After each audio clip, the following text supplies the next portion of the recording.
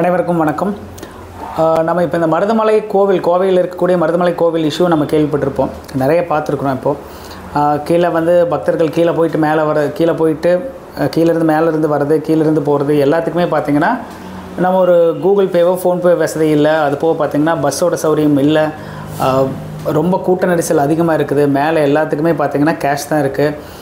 குழந்தைகளுக்கு வந்து வேணுங்கிற அந்த அடிப்படை வசதிகள் எதுவும் பண்ணி கொடுக்கல, மருத்துவ வசதிகள் பண்ணி கொடுக்கலன்னு சொல்லி தமிழக அரசுக்கிட்ட கோரிக்கை வச்சுருந்தோம்.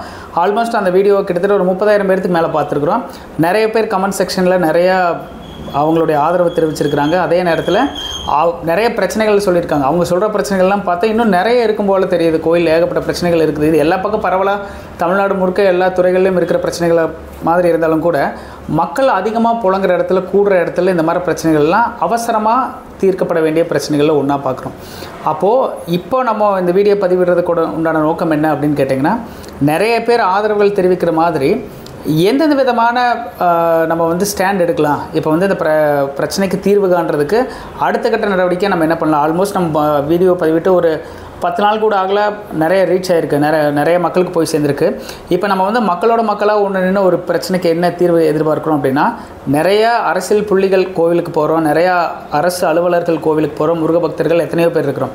அப்போது உங்களுடைய நீங்கள் வந்து மனசு வச்சு அந்த பிரச்சனையை தீர்றதுக்கு நீங்கள் ஒரு மையப்புள்ளியே இருக்கணும் அப்படிங்கிற ஒரு கோரிக்கையும் இதில் வச்சுக்கிறோம். யாராவது பார்க்குறவங்க பெரிய மனுஷங்களாக இருக்கலாம், இல்லை அறநிலையத்துறையில் வந்து ஒரு பிரதிநிதியாக இருக்கலாம். யாராவது ஒருத்தர் வந்து பார்த்தீங்க அப்படின்னா இந்த பிரச்சனையை தீர்க்கிறதுக்கு நீங்கள் ஒரு காரணகர்த்தாவாக இருக்கணும் அப்படின்னு ஒரு கோரிக்கையும் வச்சுக்கிறோம். அதே மாதிரி அப்படி இல்லை, நடக்கலை அப்படிங்கிற பட்சத்தில் மக்கள்கிட்ட இருந்து எந்த மாதிரி அடுத்த கட்ட நடவடிக்கை நம்ம எடுக்கலாம் அப்படின்னு சொல்லி உங்களுடைய ஏதாவது அறிவுரைகளோ உங்களுடைய கைடன்ஸ் ஏதாவது இருந்துச்சுன்னா போட்டிங்கன்னா, படித்தவர்கள் இருக்கிறீங்க, நிறையா வழக்கறிஞர்கள் இருப்பீங்க, உங்களுடைய கைடன்ஸ் எல்லாம் போட்டிங்கன்னா அதில் வந்து நம்ம சீர்தூக்கி பார்த்து எது நல்லா இருக்குது, எது வந்து நம்ம சீக்கிரமாக நம்மளுக்கு இந்த பிரச்சனைக்கு தீர்வு தருது அப்படிங்கிறத பார்த்துட்டு ஒரு முடிவு எடுக்கிறதுக்கு ரொம்ப உதவியாக இருக்கும். கரூரில் நடந்த சம்பவம் பார்த்திங்கன்னா பாருங்கள், கூட்ட நெரிசலில் எத்தனையோ மக்கள் இறந்து போனாங்க. இந்த மாதிரி கூட்ட நெரிசல் தான் எல்லா பிரச்சனைக்கும் மூல காரணமாக மாறுது. இங்கே சேம் மருதமலையிலும் இதே மாதிரி தான், பழனி, திருச்செந்தூர், இந்த மாதிரி நீங்கள் எந்த வழிபாட்டு தலங்கள் எது எடுத்தாலும் கூட்டம் கட்டுக்கடங்காத கூட்டம்.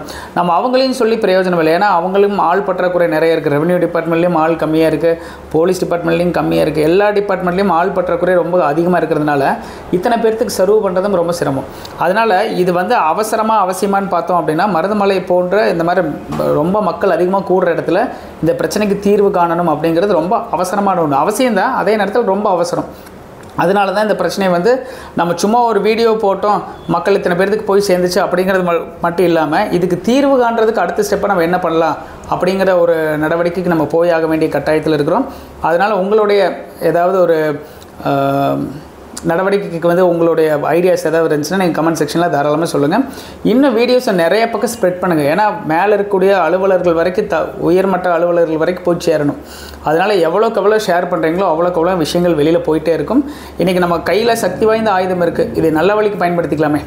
அதனால் அதுக்கு வந்து நீங்களும் இந்த ஒரு பெரிய அரப்பணையில் உங்களையும் இணைச்சிக்கங்க.